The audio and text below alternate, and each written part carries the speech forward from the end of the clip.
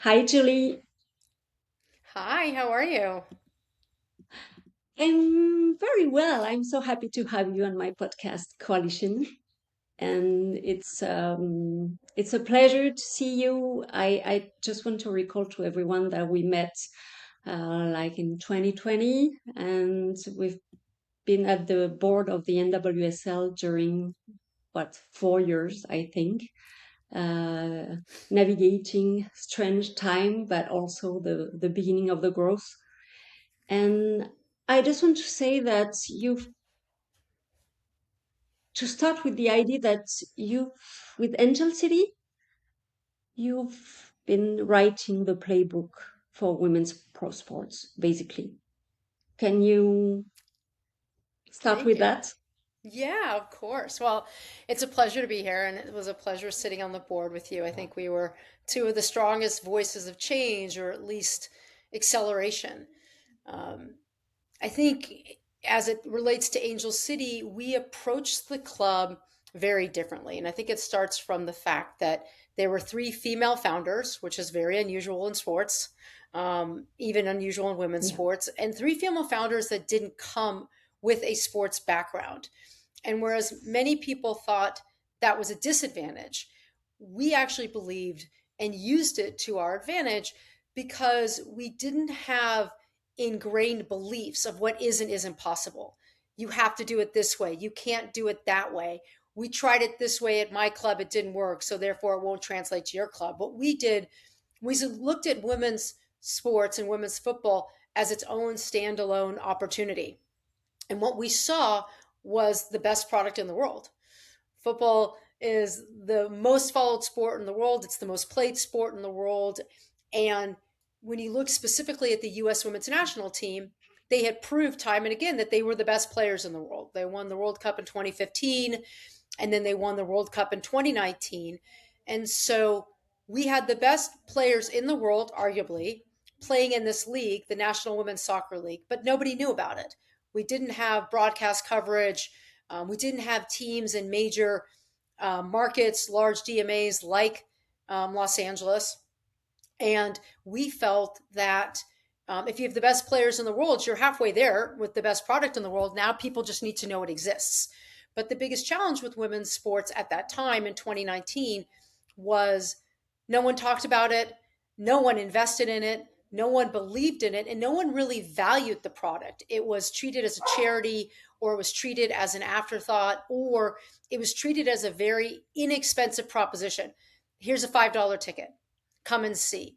And the problem with that is you're actually devaluing the product. You're saying that, if I don't spend a lot of money on the ticket and something else comes up, I don't need to show up.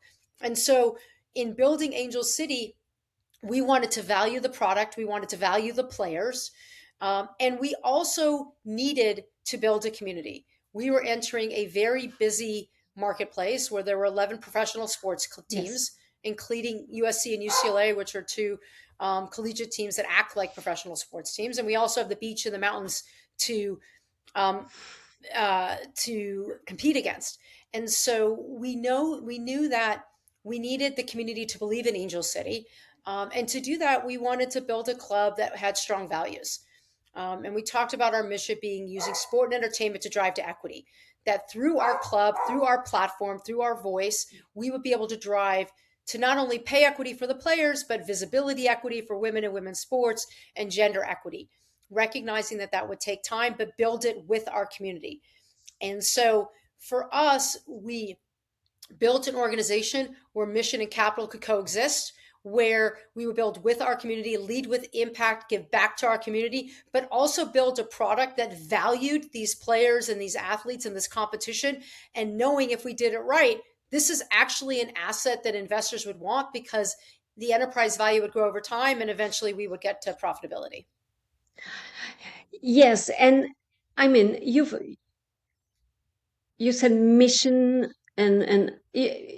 for me Mission and what was capital. really remarkable was mission and capital. Exactly. You didn't I mean, it's not to be opposed. It's mission and capital, and this purpose driven project that you've led, you've you've done it as seriously on the mission part as on the capital parts, and I would say on the building the structure. One thing that I was very impressed with is that you've decided, but because also you were the best in business, you've decided to bring on board the best in business, like Jess Smith or Mm-hmm. other people. At that time, I had in mind that clubs were more recruiting, at low budget and Yeah. saying, okay, this is a job at 200K, but we have only 100. So we're going to start with someone at 100. But then, if you want to grow, you need the best in business. And that's something that you've brought from day one, actually. And I think the clarity of the project that you had really helped bringing these people on board, plus Yeah, I the mean, look, paycheck. you can't say that you want to drive to gender equity and pay equity and not mean it. One of the things I heard early on with sports is that you don't have to pay people very much money because they all want to work in it.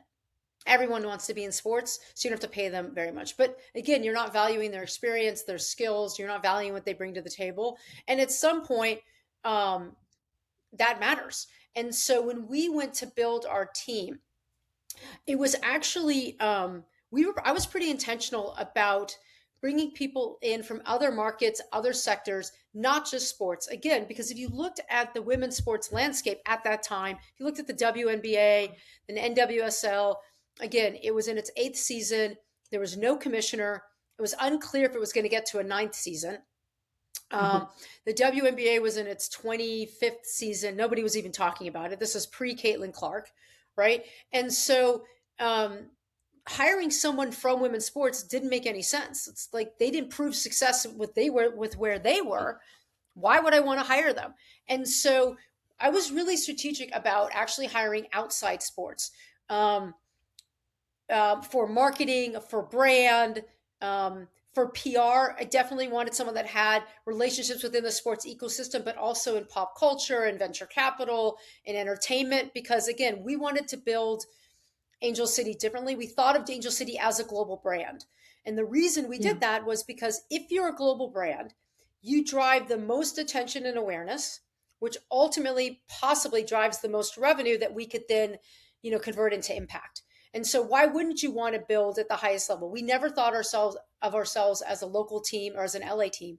We are a global brand. We're a global team with a global fan base, with the strongest, most passionate fan base, obviously, in our backyard here in Los Angeles. And so we tried to bring people from different sectors. Having said that, being new to sports, and my co-founders, Natalie Portman, the actress and activist, and Kara Nortman, the venture capitalist, there were some roles that we really did need sports experience. And one in particular that you mentioned was sponsorship and ticketing, and Jess Smith. That's a funny story. So I heard through the grapevine that Jess Smith was fantastic. I sent her a cold email on LinkedIn, which really started off with, you don't know who I am, but I'm working on this unique project in Los Angeles. I'd love to talk to you. And I'm so grateful that she responded to that, and shared a vision with her. What was great about Jess and her background was that she didn't come from the NFL or the Premier League. She didn't come from the best of the best. She didn't come from the Lakers or the Dodgers or the Yankees, the best teams. She didn't even come from the best leagues, arguably. She came out of minor league baseball. She came out of hockey. And then she spent time at the MLS, but a team that was probably in Mhm. the lower quadrant. Mhm. And that was important to me because her success was based on her work, how hard they had to work. If you work at the NFL or, the Dodgers, people are calling you, right? They want to be your sponsor. So I wanted someone who knew how to go out and get it. And Jess was not only an incredible leader, but an incredible saleswoman and really believed our mission. When she came on board, and we talked about how we wanted to lead this organization with impact, we wanted to set higher expectations on and off the pitch. We realized that to be truly authentic and to live our values, we could not sacrifice one for the other. So the question became, how do we instill impact into everything we do? And the first conversation was around sponsorship. And Yeah. so early on, we created the Angel City sponsorship model where we give 10% of our sponsorship dollars back into the community. We've put over a little over $4 million now back into the community, into our social impact platform, verticals, That's huge. essentials, and education, driving towards equity. And when we announced that, the response was really funny. I mean, the business press, gave us a lot of attention, but we had club owners and CBOs call us and say, "What are you doing? Like, you're giving away money before you've even taken a dollar. And do you know how hard this is?" And, we said yes, but we said it's in line and consistent with our values. And we think it's a competitive advantage when we go and talk to brands, because it's not just about the radio spots, the TV spots, or the in-stadium activations. It's about how we're going to show up together, living our values, and driving that impact in the community. The net result of that was we have partnered with brands that have never supported women's sports, that have never supported sports, and we have actually driven greater value, knowing that 10% of it is going back, because it means that we don't have to devalue our sponsors, and we don't really need to negotiate. Because if you want to negotiate with us, that means that maybe we're not values aligned. And so it became this bar with which we were able to judge partners, and partners can judge us. I think one of the very smart things you did also was to approach it really like a startup, and with raising funds regularly, but after every success, actually, signing this, and then you go for a fundraising, signing that, and you go for, and then everything was really structured in a way where you could make the most of every business success that you were achieving. That was very impressive, actually. Plus the star power around the team. But I think that the star power was a result from the project. Actually, you don't bring these people into a project that is not so well written and executed, I think. Oh, thank you. I mean, when we had the idea for Angel City, right? We want to build this platform for impact and profit. We want to give back to the community. We want to drive women's football forward, and we want to invest in the game day experience, in our players, in the product, in the pitch, in the community. We got 100 no's. People that didn't believe in what we were doing, didn't understand that we could be impact and profit, didn't understand if we were a sports team or a charity, didn't understand the platform we were using. And we were actually getting, very concerned that we weren't going to be able to pull this off. We started fundraising in October. We were towards the end of the year, and we hadn't gotten to a yes yet. And then Natalie said, "Why don't you talk to my good friend, Eva Longoria? She's Latina. She loves football. See what she thinks." And I gave the pitch to Eva. And when I was done, she said, "I'm in." And I said, "Why?" And she laughed, and she goes, I understand what it means to be a platform." She goes, "I'm a platform. I use my platform to promote my latest movie, but I also use my platform to promote my latest social cause or what I care about. And that's what you're planning to be with Angel City. You are a platform. And if you do it, you can be more than one thing. You can use your voice for more than one thing, as long as your ultimate goal and purpose is the same." And that was the aha moment for us, which was, instead of getting one person to write a very large check who believed in Angel City like we did, let's get individuals who believe in what it is we're building and want to leverage their platform and their voice to promote it.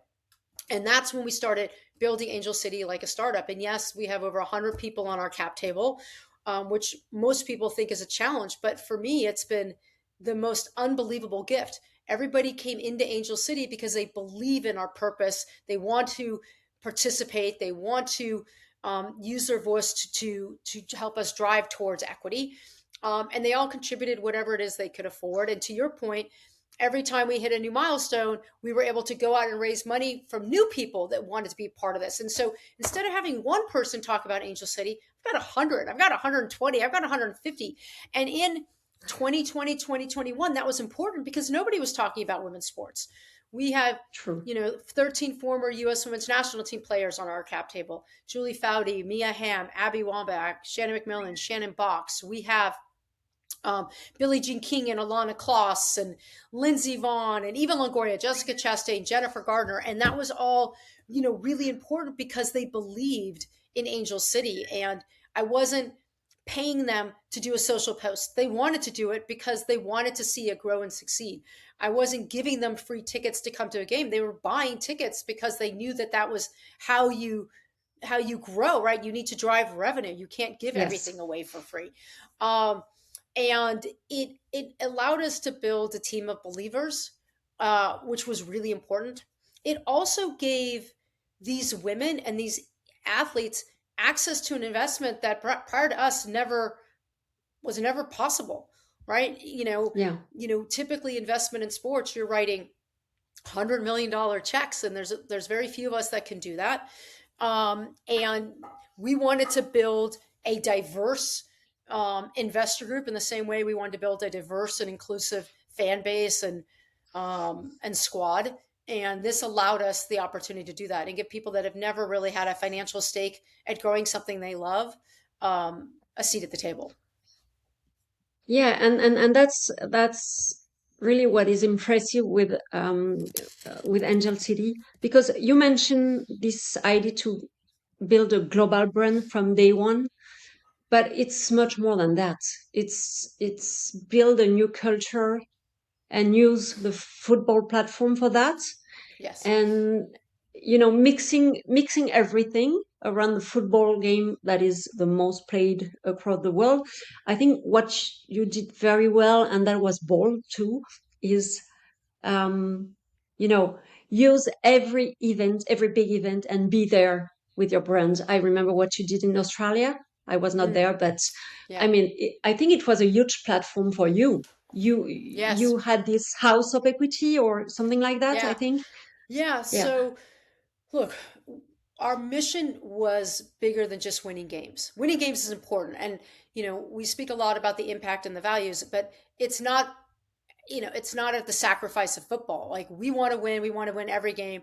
It took us time to get the right combination and to learn. It's hard to be an expansion team and win right out the Mm. gate. And we're 5 years later, and we feel like we have the right coach, the right sporting director, the right club. And, right now we sit at the top of the table, which is, it's very early in the season, but I like Yeah, to I say saw that because that. I can. Yeah, like I can. But again, being really intentional about using our platform to drive to equity and using this moment in time where people are talking about female empowerment and female equity and pay equity was important. And so during the 2023 World Cup in New Zealand and Australia, we created an event called the Angel City Equity House. And it was a 1 day event where we brought individuals, women from multiple industries, not just sport, to talk about equity and how they're driving for equity in their practice and in their company. And it was absolutely incredible. We had the Secretary General of FIFA, a number of federations and leagues, but also different organizations. Like, we had netball and we had AFL, and it was just about bringing people together so that we could learn and network. And that was really key, creating an environment where women could actually network together. We followed that up in 2024 at the Paris Olympics. We did another Equity House Summit, uh, over 20 different industries, 15 different organizations. That was incredible. And, from that, we've seen businesses start and funds start. And again, creating an opportunity for networking and conversation around equity where we can learn from each other in a safe environment. And it's, and you would say that's incredibly unusual. Here's a team in Los Angeles. What are they doing in Australia? What are they doing in Paris? But we're there because our platform and our mission is so much bigger than just women games. And we know that in those rooms, yes, we're speaking to sponsors and we're speaking to brands, we're speaking to future investors. So there is value to us. And there's no reason to just confine ourselves just to Los Angeles. Yeah. One thing that was, I mean, I would say I would never imagine in 2020 that it would have gone so fast. You know, Yeah. it's like when I speak about that here in France, I'm saying I think it's much more than $1 billion invested around the NWSL. I mean, if you put everything between the expansion fees, the investment in facilities, in stadium, in people, it's more than $1 billion. And honestly, when we acquired with Olympique Lyonnais the Reign for 3.5, Yeah. which was already something. Yeah. Wow. And so there has been something at some point that has triggered the growth. And what is it? So I think it's a combination of things, and um, one was, um, I would say, kind of the like the social political nature of what was happening around 2019. Um, you again, driven by the U.S. Women's National Team, they sued U.S. Soccer for pay equity. They basically said enough is enough. Look at our championships. Look at our success on the pitch. Look at the viewership. Look at the merch sales. We are, we are very underpaid for the impact we're having compared to the men. And they stopped talking about it, and they took them to court, and they won. That was a trigger point. Look at women in Hollywood and the Me Too movement, and again, enough is enough, and female empowerment and creating equal access and opportunity for women.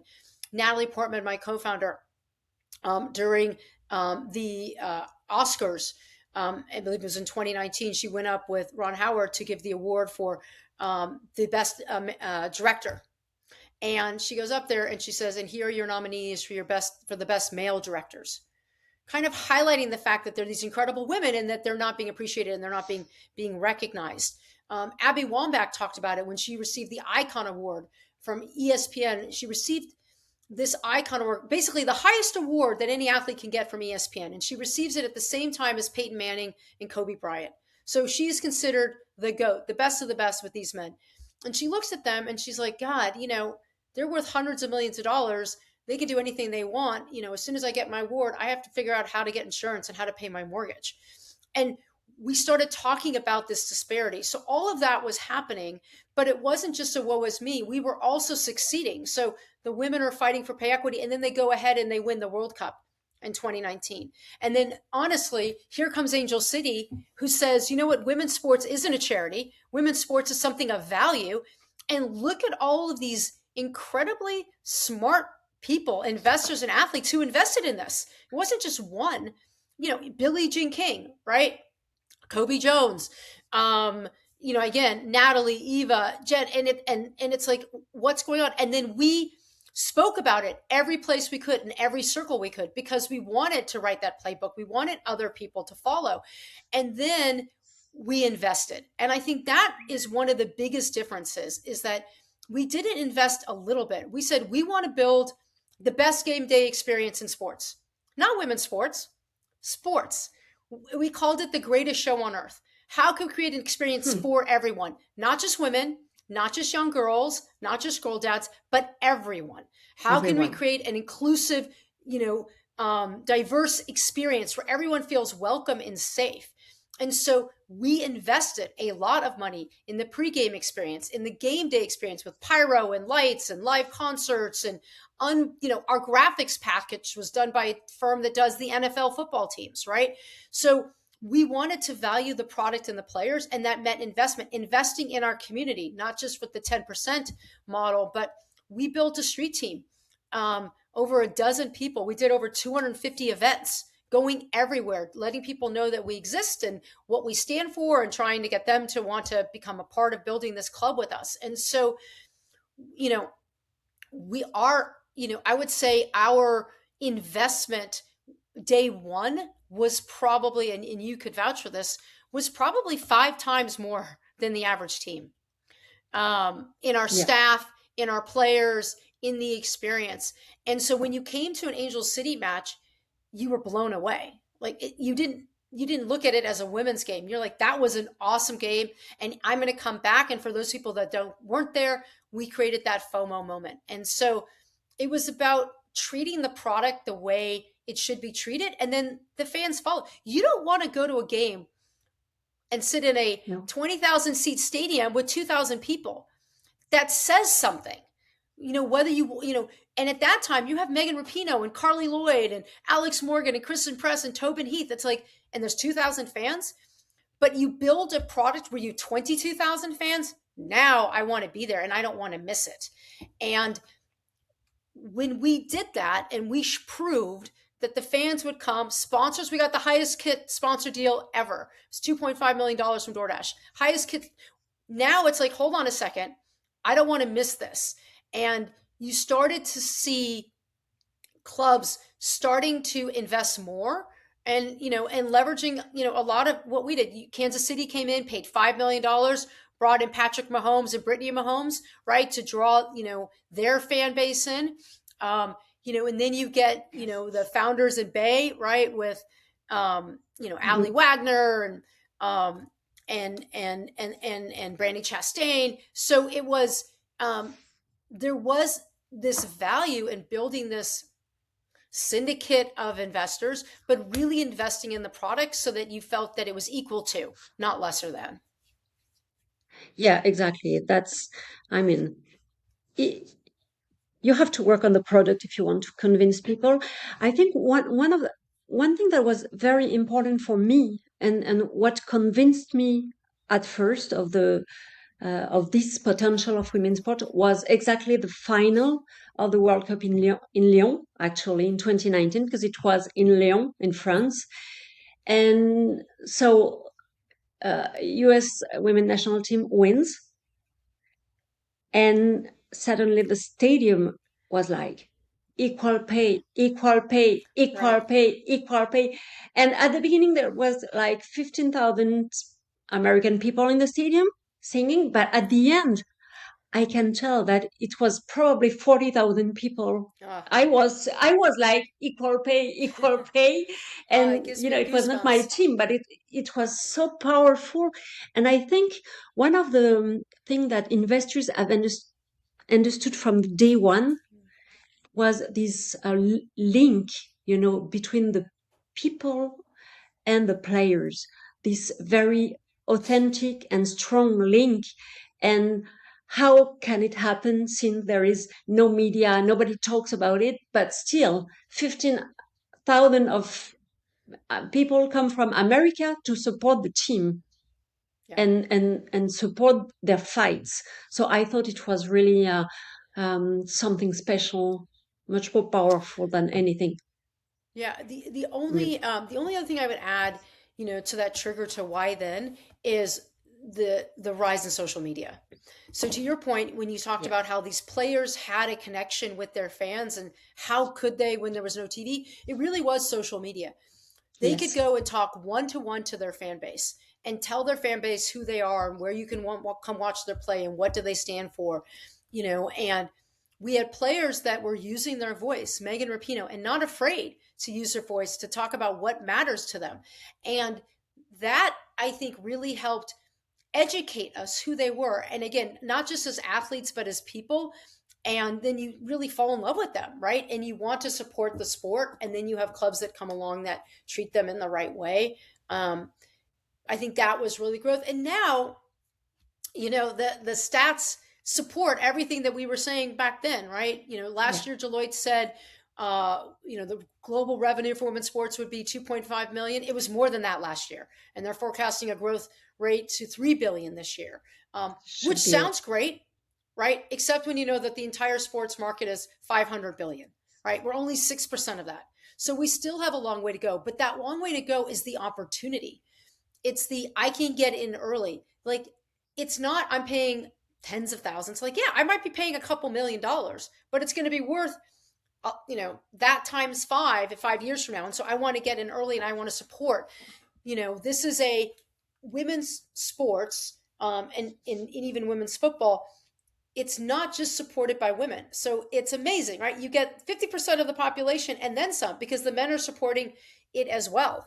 And it's growing that way. We talk about women's football as 500 million fans globally, growing to 800 million fans. 800 million fans globally in 5 years.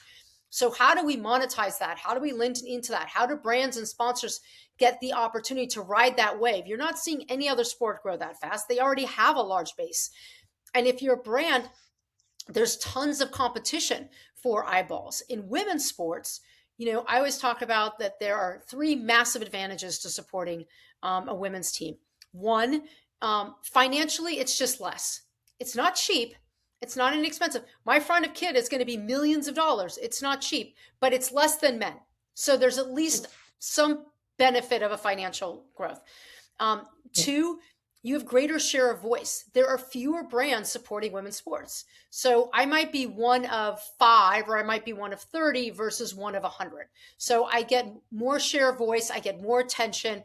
I get more brand recognition and awareness.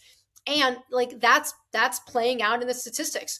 Women's sports is outpacing men's sports in sponsorship growth by 4.5 times. And then the last thing is probably the most important for the longevity of your brand is the brand halo, like the positive brand equity you get in supporting women's sports today. Like you support men's sports, nobody cares. Like Sports Business Journal isn't talking about it. You become the head the league, a 7-year sponsor of the new Atlanta team, Affleck. Everybody's talking about it, right? So like you get that benefit as well. And so there's a lot of opportunity and growth still, and you're still getting an incredible 4.5 times return on that dollar. Women's sports is now good business. It's not just right business; it's good business. Yeah, absolutely. I want to come to 2 other questions that I have for you, Julie, because you've moved to a new role with Angel City. You've been the president of the club from 2020 till a few weeks ago. That's one thing. So we will speak about what's next. But just before, because you have tech experience and you've navigated at the forefront of many industries, what is your thought about how AI can support the growth of women's sports? What are the main direction that you see with AI? Yeah, I'll talk Or about it IA? both on the yeah. I'll talk about it both on I the don't know. business Yeah, it's side. AI. I think in English it's AI, in French it's Artificial IA. intelligence. Yeah. I'll talk about it on the business side and the sporting side.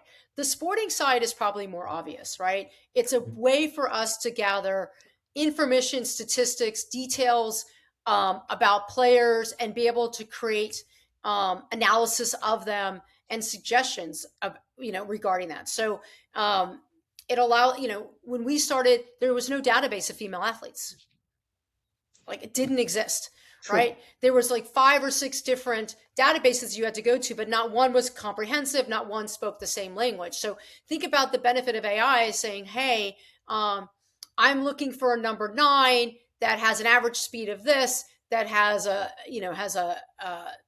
goal percentage of this, that is left-footed, right? And the ability to utilize AI to find that talent pool and evaluate them in different situations. It'll allow the teams to utilize data more quickly to make better decisions. It's not going to replace the human making the decision, but it will gather information in a way that we've never been able to do before.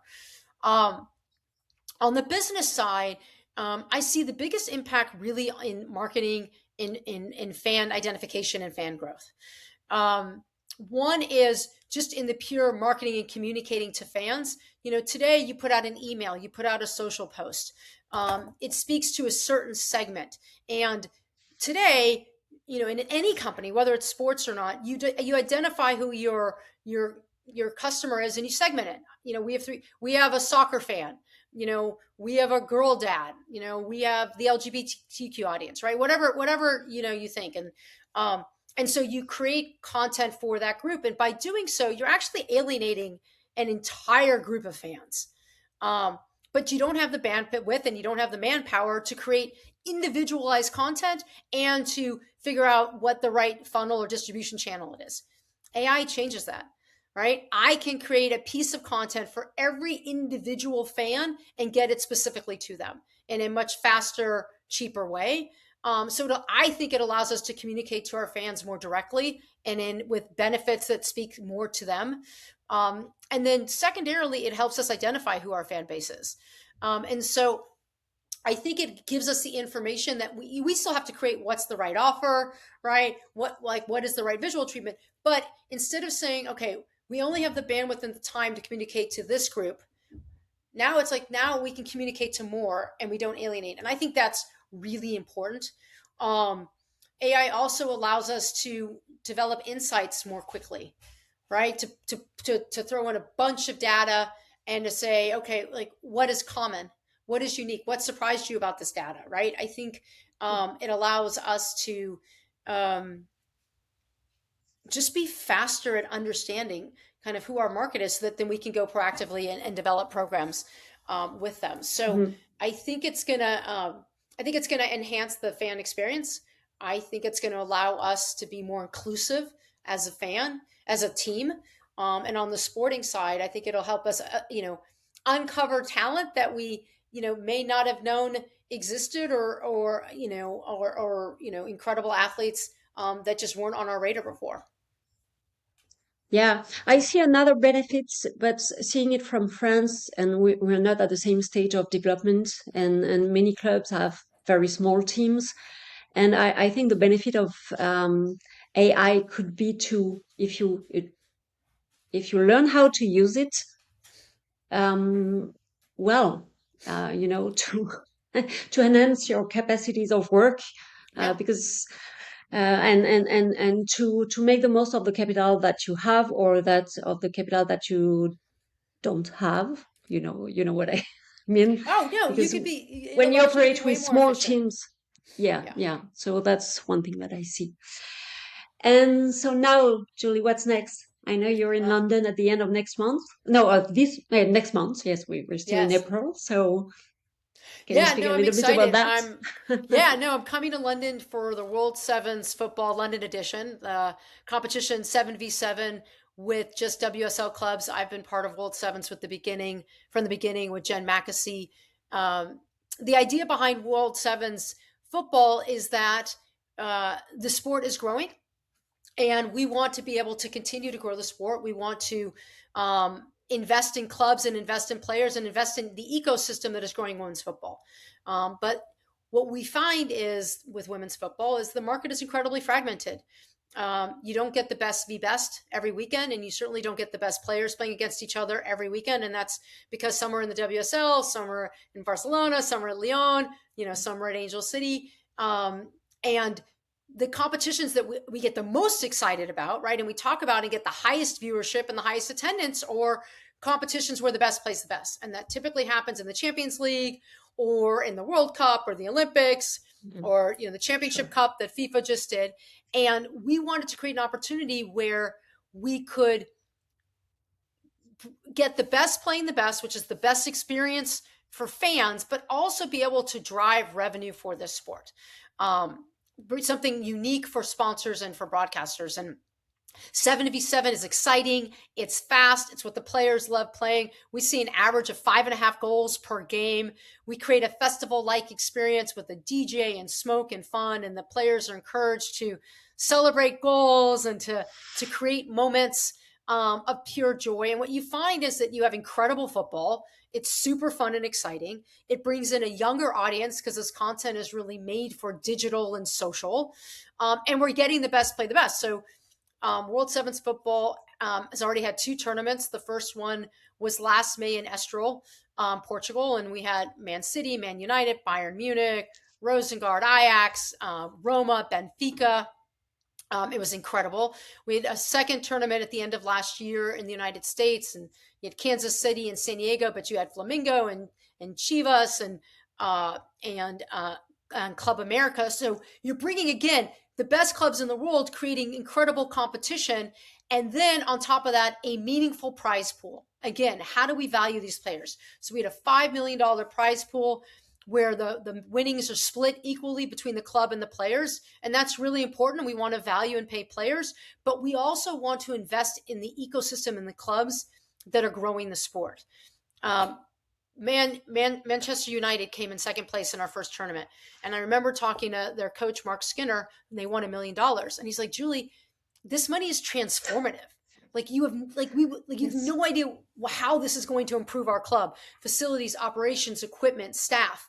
And that's what we need. We need these clubs to continue to grow and invest, and we Yeah. need to create these competitions that the fans love, to bring in a new, younger fan base. And the goal is to have multiple global tournaments a year, but kind of building out that pyramid. And so we're so excited to partner with the WSL They're so creative and innovative. They saw this as a great opportunity for their clubs and their fans to sort of end the season on a high if you don't sort of make it to the FA Cup. Mm-mm. And, we're excited to be playing at GTEC Stadium with the support of Brentford.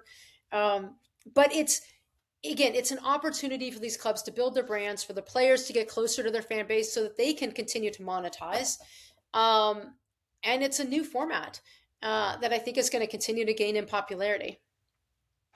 Yeah, it's short, it's fun, the players love it, and you have this significant prize money and huge reach actually. I mean, Yeah. just for the first one, you had a huge reach. Everybody was talking about it. So, yeah, congrats for that, and happy that you're in this project because I think it's going to be meaningful and fun. So, two things that Both matters. work. Yeah. We need the joy, we need the joy of the sports too, I think. And W7 is exactly that. You have the celebration, the fun and joy. Yeah. Julie, in our podcast we have two signature questions. So I'm now going for that. So the first one is, what is your moment of women's sports? For me, it was Angel City's home opener in April 22. We had three goals for that home opener. We wanted to sell out, which I don't think ever happened in the NWSL in a meaningful way. But it wasn't for that. It was for us. We wanted to have global attention and recognition about the game, and we wanted to win. Two of the three things I could control, and we were so fortunate that all three happened. We beat North Carolina 2-1, which is the most winning team in NWSL history. We sold out BMO Stadium with 22,000 fans. And I remember The Guardian did this photo expose on the home opener. And to me, it really signified that women's sports has arrived. If you do the work, if you make the investment, the fans, the sponsors, the broadcasters, they will show up. And that game really proved it. And, it's funny. Since then, we've had a lot of sellouts and we've had a lot of big game attendances. And I was laughing to myself earlier this week. Barcelona posted that they'd already sold 51,000 tickets to the second leg of the semifinal Champions League game with Bayern Munich. And, it was a post. You didn't have the whole world, repost it because it's not an anomaly anymore, which is so incredible and amazing. We expect 51,000. We expect Emirates to sell out when Arsenal plays Chelsea. We expect Angel City to sell out. And that's a fundamental shift and one that is continuing. And it just proves the strength and growth of women's sports. Yeah, great memory. And second question is, what does coalition mean for you? It means all boats need to rise. It means that we have to work together to raise minimum standards, right? You can't just have Angel City being successful and no one else. So coalition to me is about working in partnership to grow it together, and holding each other accountable. I think that's the only thing that is potentially holding this sport back, our women's sports back, is that we allow teams not to invest at the level that's required to drive the fan interest for it to grow. And so it's supporting us, and it's about holding each other accountable. Yeah, and I think one chance we have is that we are ready to share a lot of things. You shared your playbook, you wrote it, and then you shared it. I mean, you didn't keep it secret, like it's going to be just us. And so this opportunity, I think it really matters. But you're right. You have to be accountable, and have that matters. Julie, thank you. It was really a pleasure to have you. I think everyone will learn a lot of things from what you said, and I really hope that people here in France learn from that, and that at some point we are able to move with capital and not only mission. Love it. Thank you for having me. C'était Coalition, le podcast de Sport Power. Merci de nous avoir écoutés. Et pour suivre toute l'actualité business du sport féminin, abonnez-vous à notre page LinkedIn et à notre newsletter sur le site sportpower.com. Et surtout, rejoignez-nous dans la coalition.